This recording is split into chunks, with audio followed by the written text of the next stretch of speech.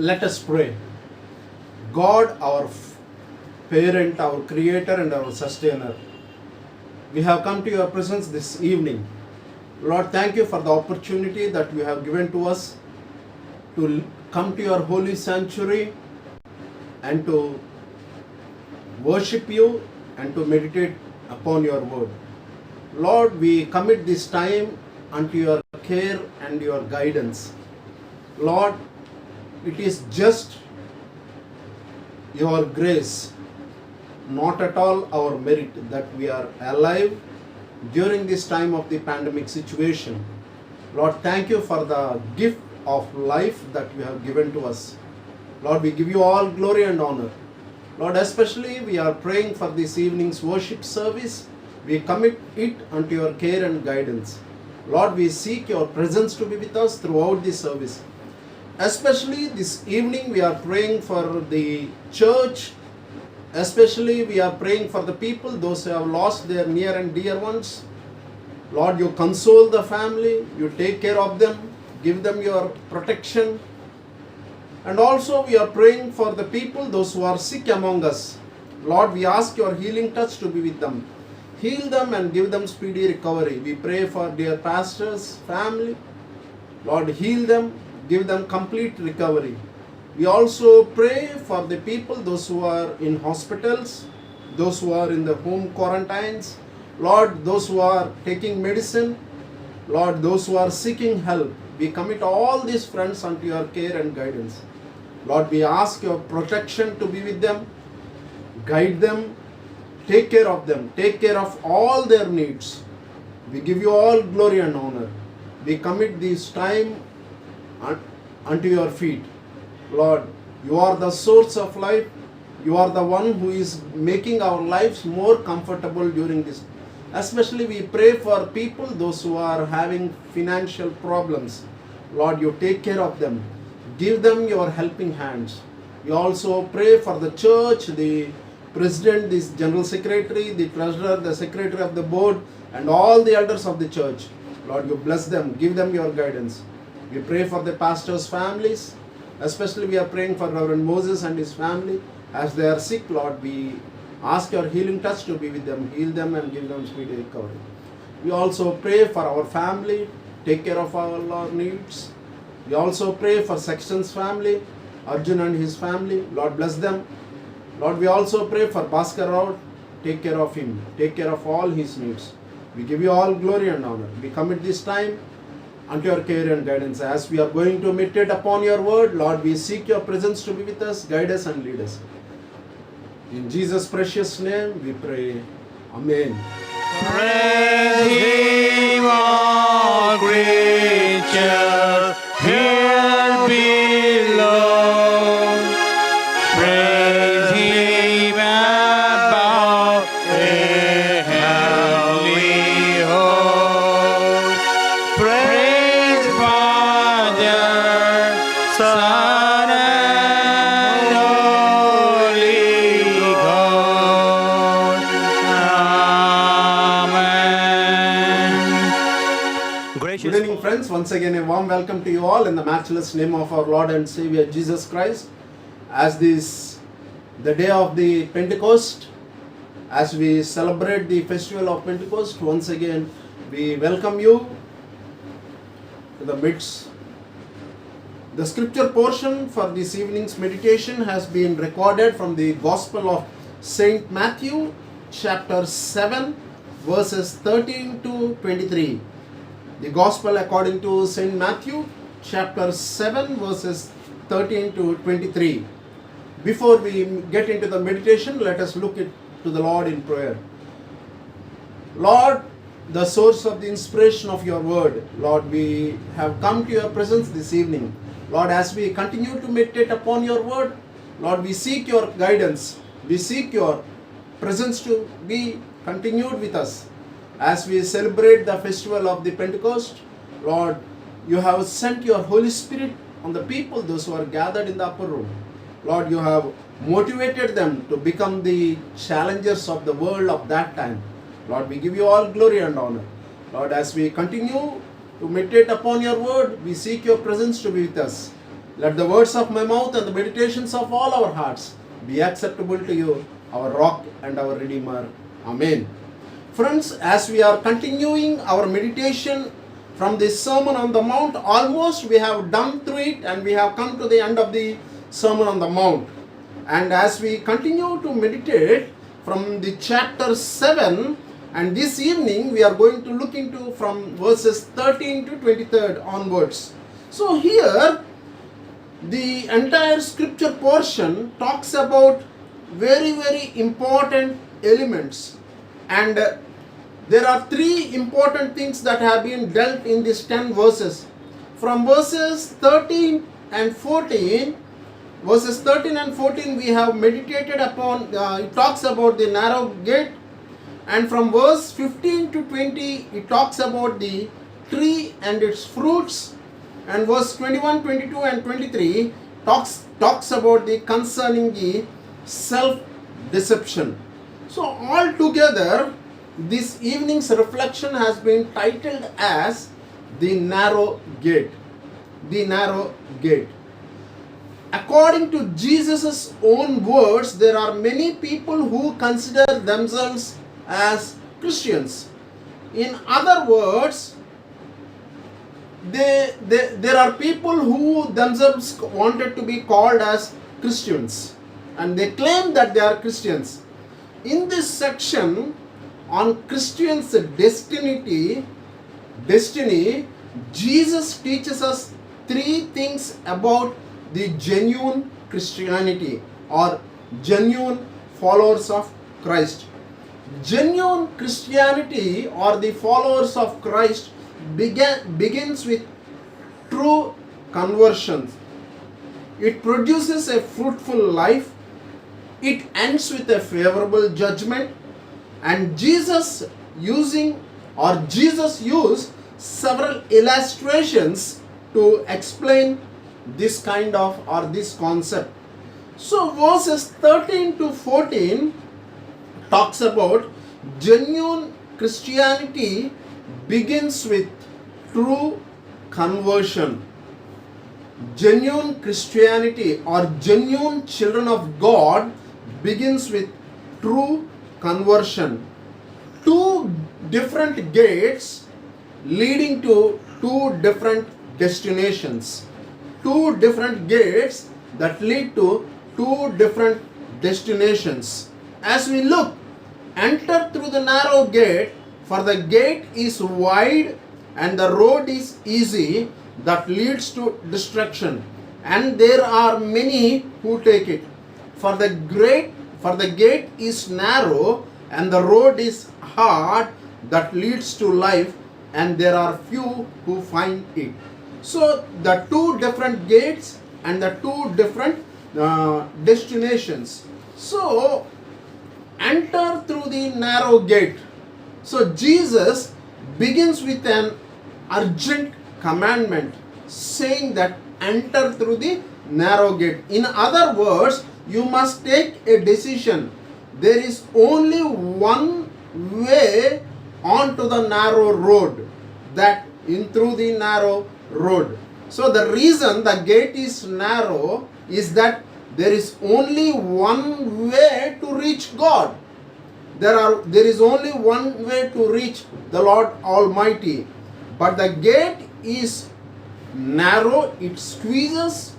When you come to God through faith in Jesus, we don't bring anything with us.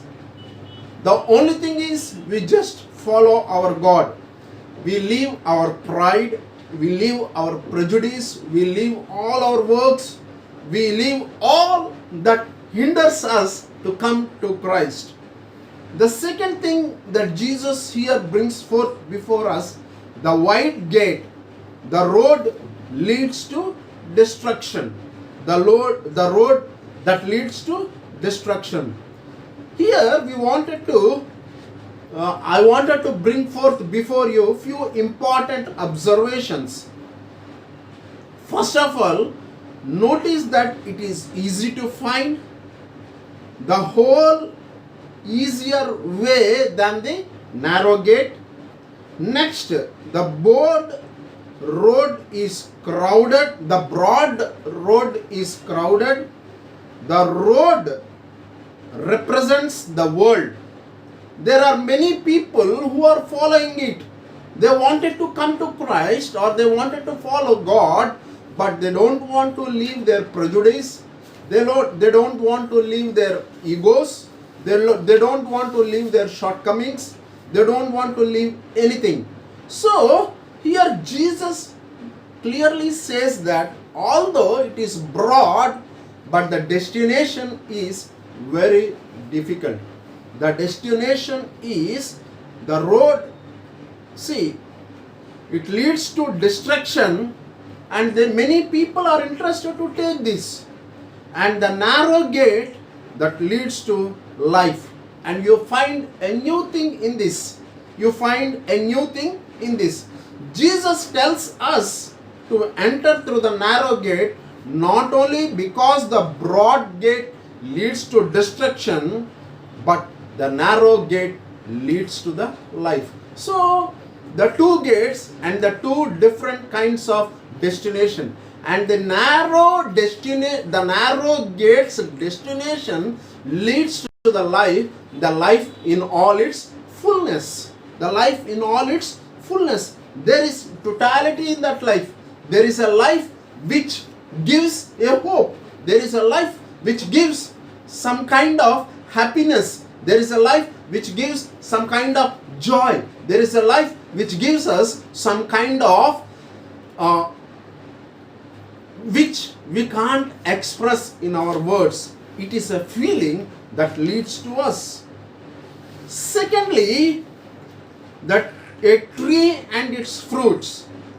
See, the first thing that Jesus talks here in the Sermon on the Mount, he says that genuine followers begins with true conversation.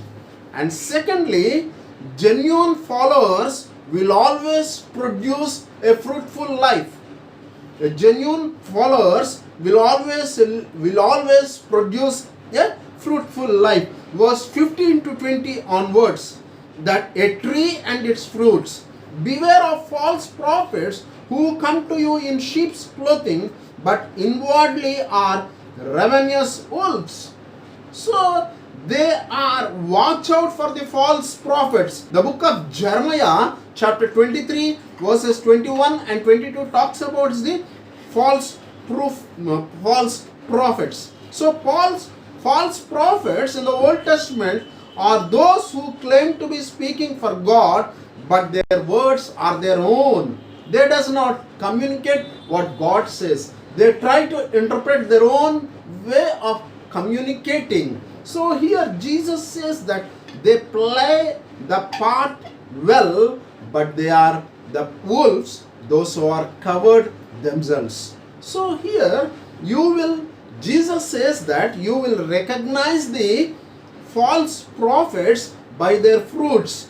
Jesus says you will recognize them by their fruit. By their fruit you will recognize them.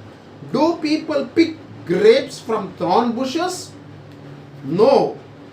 Chapter 7 verse 16 says that you will know them by their fruits. Are grapes gathered from thorns or figs from the thistles? So here the grape comes from the vine, the figs comes from the creeper. So here very clearly, so basing on the outward appearance, the inwardness of these kind of people is different, while outward they try to act very smart. So here Jesus says that be very careful, and nowadays, especially during this pandemic time of situation, many of us or many of the believers are carried away by the false prophets. They try to prophesize that this is happening because of this. But Jesus says, God says to the people, those who are listening to his sermon on this mount, be very careful. Basically, we have to look at their message as well as at their life. if they are false prophets, their words and deeds will eventually will be very different. Of course, the very best way to guard against the false teachers is to study the word of God by ourselves. So God has given us opportunity during this time of the lockdown to study more the word of God and to concentrate more on the word of God. That is what God clearly talks to us this evening. Secondly, very good tree bears the true tree bears the true fruit. Okay, that is what Jesus says, verse 17 and verse 18. In the same way, every good tree bears good fruit, but the bad tree bears the bad fruit. A good tree cannot bear a bad fruit, nor a bad tree bear a good fruit. So here Jesus clearly says that whatever you sow, you will reap, which means the good tree, it always gives a good fruit. If your inwardness is good, you speak good words. If your thought, your ideas are very bad in yourself, you always reflect a bad ideology, a bad outcome. That is what God says. Bearing fruit, which means that whatever is there in your mind, your heart, your mouth speaks that. So, and a good tree cannot bear a bad fruit, a bad tree cannot bear a good fruit. So Jesus is saying here is, we are the believers. It will show as the followers of God or the followers of Christ in this world, our life reflects. Our life reflects character, the spiritual growth, the obedience, and our words. There is an old saying, like the root, like the fruit. Like the root, like the fruit. So, if you have good root, you will be a good fruit. So, whatever is inculcated in our minds, or whatever goes into our minds, whatever goes into our hearts, that comes out through our mouth. So, Jesus is very clearly saying, a bad tree bears a bad fruit. A good tree bears a good fruit. A bad tree bears a bad fruit. So, the narrow understanding or the narrow idea, the genuine follower produces the fruitful life. So, here Jesus says that cut down, and when John the Baptizer says in chapter 3 verse 10, whichever tree doesn't bear good fruit, it will be cut down and thrown into the fire. So here, every tree that does not bear fruit is cut down and put it into it will be thrown into the fire. So whatever we digest, whatever we adopt, it comes out. So the way we adopt is very important in our lives. So Jesus is very clearly saying to his people, think and adopt what is good. And thirdly, verse 21 to verse 23, genuine followers ends with a favorable judgment. The first thing that we have learned is genuine followers begins with a true conversation. So the two roads, two destinations, that is what Jesus spoke.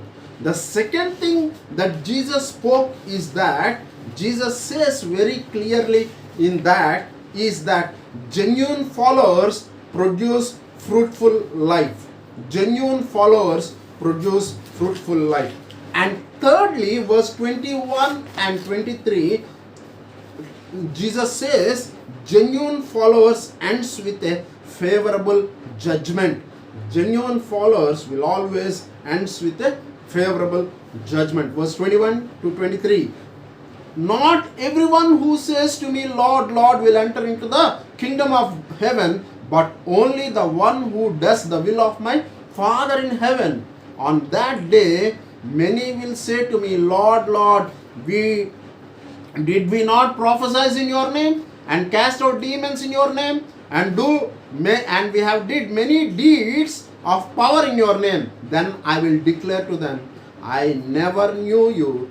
Go away from me, you evildoers. So two profession resulting in two destinations, or two professions. One is a person who professes faith, does the will of God, will enter into the kingdom of God. Which means that whoever follows God, and whoever not only following but who practices. Practice is very important. See, we find many people around us without food, proper medicine, proper care.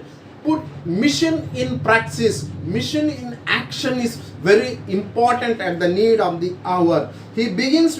Jesus begins with a perfect destiny. The person who professes faith and does the will of the Father. Now God says not everyone, when God comes and asks them, and these people are saying, Lord, we have done this, we have done this, and even we have gone to an extent of prophesying in your name. And Jesus says that I never knew.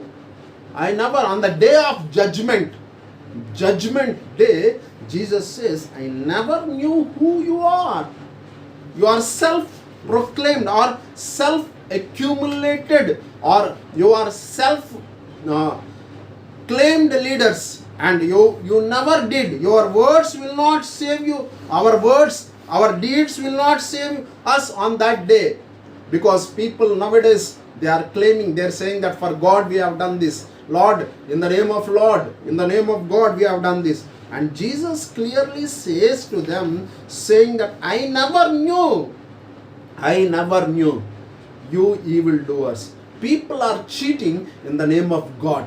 People are taking away the name of God or God's name in vain. And we see here very clearly, not everyone who says to me, Lord, Lord, will enter the kingdom of. Many people, every time they say, Lord, Lord, and God. Jesus says, you will never enter into the kingdom of God. But whoever does the will of my Father, putting into practice, not closing our door. No prayer is needed. Meditating of the word is, but going and taking the side of the poor and needy is very much needed. So Jesus says, mission in practice, mission in action. And we have prophesied, and many false prophets, and people are running after the false prophets, and these people will give an account to the Lord on the day of judgment, saying that we have done this, we have prophesied, we have converted many people, we have baptized many people, the membership is increased because of my preaching, because of my way of approach to the people. And Jesus clearly says that, verse 23, then Jesus will declare to them, I never knew you. Go away from me, you evildoers. You evildoers. So here Jesus clearly says that, and here it is very clearly written and very genuinely Jesus says that the bad fruits and bad trees. And also here the verse, let me read it for you once again. The person who professes and does the will of the Father, a person who professes the faith and who follows God, who professes faith but they don't follow God, who professes faith and follow God. So Jesus is very clearly saying to these people this evening, so be as the people who follow God. A person who professes faith but does not actually follow God will turn away from God Himself. Will turn away from God Himself. So our words will not save us on the day of judgment. Our deeds will not save us on the day of judgment. God says that I never knew you. So here Jesus is very clearly saying to us this evening, dear friends, the three important things that God has brought us through this the narrow gate. What kind, in order to, if we enter into the narrow gate, although it looks narrow, if you enter once inside, that narrow gate will give us a life in all its fullness, a life where we are comforted, a life where we are protected, a life where we find the bosom of God's place. So genuine followers begin with true conversions. And secondly, the genuine followers will always produce a fruitful life. Genuine followers will always produce a fruitful life. And finally, genuine followers will always have the favorable judgment. If we really follow God, we will have the favorable judgment. Genuine followers begins with choosing what is right, whether it is narrow or wide. It may look wide, but once you enter, the destination is very horrible. It may look narrow at the beginning, but the end you reach, it gives a comfortable life. So friends, Jesus has just issued us 3 warnings about the 3 ways that we can be deceived into thinking we are okay, but we are not really okay. We are okay. The first instance is that the world deceives us. The broad road look good, but it looks inviting. There are a lot of people over there, but really it leads to destruction. The second instance is that the false teachers who deceive you, they sound good, but their teaching may be attractive, but they don't point at what is needed for our lives. The third instance is that you deceive yourself. The people really they think that they are doing good, but their works, their deeds will not make them to reach God, or their words will not make them to satisfy God. It is pretty simple to know that a genuine Christian follows God. So Jesus has presented us with 2 gates, 2 trees, 2 professions of faith. They represent 2 different kinds of choices, 2 ways to live, and 2 final destination.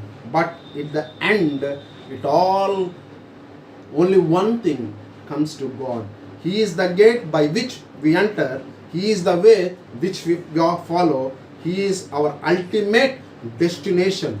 Enter through the narrow gate, for the wide is the gate and the road leads to the destruction, and many enter through it, but they will not finally be happy. So finally, dear friends, I wanted to once again bring these 3 important things: the 2 gates, the 2 trees, the 2 profession. Among these 3, God has chosen one each: the narrow gate, the good profession, and the good works. So God talks to us this evening. So let us enter through the narrow things, so that although in the beginning it may be narrow, as we enter, it will lead us to the place of resting, where we can find the place with God. During this time of pandemic situation, let us help one another.